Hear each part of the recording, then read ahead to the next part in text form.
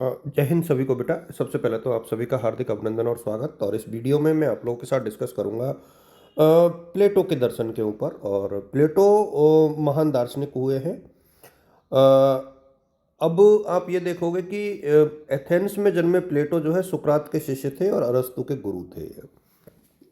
अब जब आप जैसे ही प्लेटो को पूरा पढ़ोगे तो कई चीज़ें निकल करके आएंगी। एक तो आप देखोगे कि जहाँ सुकरात की बात आप करोगे तो एक भी ग्रंथ उन्होंने नहीं लिखा था, लेकिन 35 प्लस 35 प्लस ग्रंथ इन्होंने लिखे, अकेडमी की स्थापना की। इनका प्रभाव बहुत ज़्यादा है।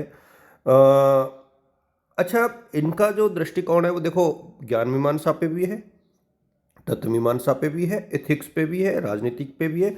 तो एक प्रकार से इनके ग्रंथ जो है, अब इनके ग्रंथों की भी आप सूची देखोगे तो रिपब्लिक, फेडो, सिंपोजियम, मैनो, टिमाई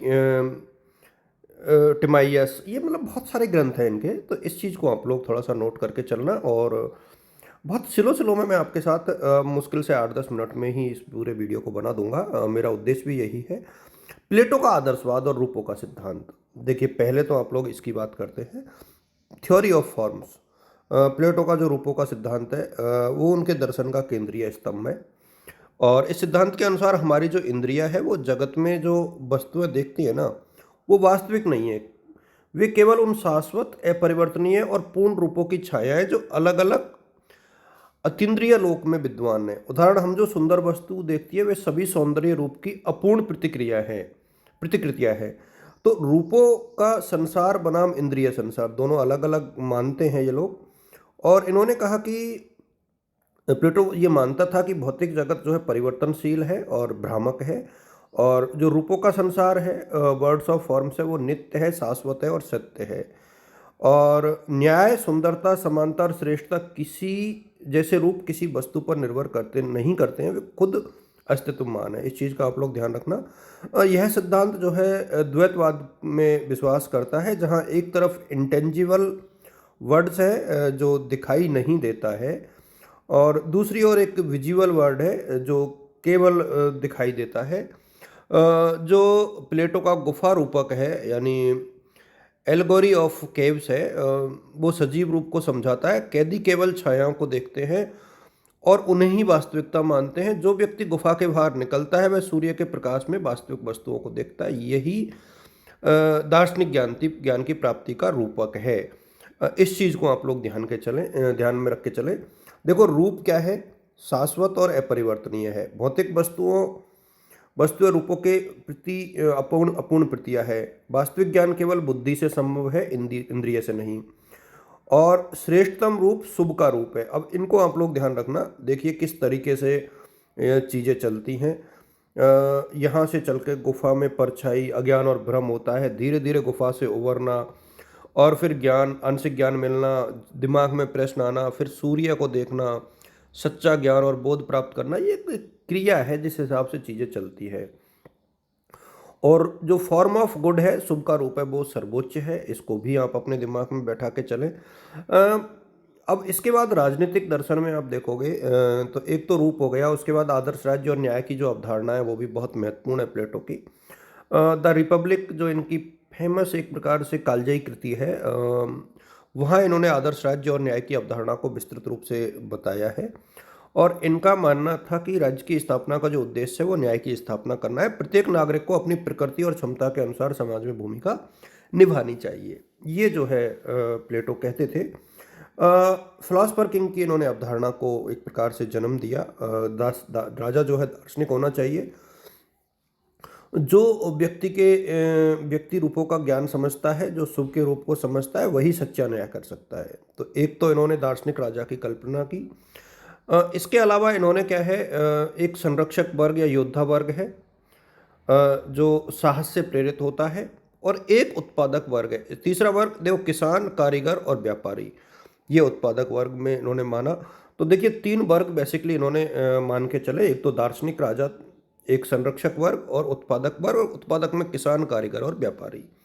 अब इनको आप लोग अलग अलग से भी जब आप देखोगे तो इनको इस तरीके से बांट करके समझाना एग्जाम में। और जिनके यदि बुक है तो बुक से आप लोग रीड कीजिए, यदि यहाँ वीडियो देख रहे हैं तो वीडियो से देखिए। इसके अलावा स्क्रीनशॉट इसके आप लेके रख लीजिए। पीडीएफ में शेयर नहीं कर पाऊँगा क्योंकि टाइम नहीं होता है इतना, और एक जगह कोई प्लेटफॉर्म है नहीं शेयर करने का, ग्रुप बहुत ज़्यादा है, वहाँ शेयर करना नामुमकिन सा होता है। प्लेटो के अनुसार जो न्याय है, जस्टिस है, वह स्थिति है जिसमें प्रत्येक व्यक्ति प्रत्येक वर्ग अपने स्वभाव के अनुरूप कार्य करे और दूसरों के क्षेत्र में हस्तक्षेप नहीं करे। ठीक है, डूइंग वंस ऑन का सिद्धांत है। न्याय केवल बाह्य व्यवहार नहीं बल्कि आत्मा का आंतरिक सामंजस्यपूर्ण एक प्रकार से अवस्था होती है। व्यक्ति की आत्मा के 3 भाग होते हैं, जहाँ एक तर्क शक्ति होती है, एक स्पिरिट होती है, और एक एपेटाइट्स यानी इच्छाएं होती हैं, यानी ज्ञान और विवेक का स्रोत, और साहस और मनोबल का स्रोत, और भौतिक आवश्यकताओं का स्रोत। तो इसके बाद आप देखोगे कि शासन के प्रकार क्या हैं। तो सर्वश्रेष्ठ शासन, टाइमोक्रेसी यानी सम्मान आधारित, ओलिगार्की यानी धन आधारित, डेमोक्रेसी, एंड टायरेनी यानी सबसे निकृष्ट शासन। तो 5 प्रकार के शासनों का वर्णन जो है इन्होंने किया है।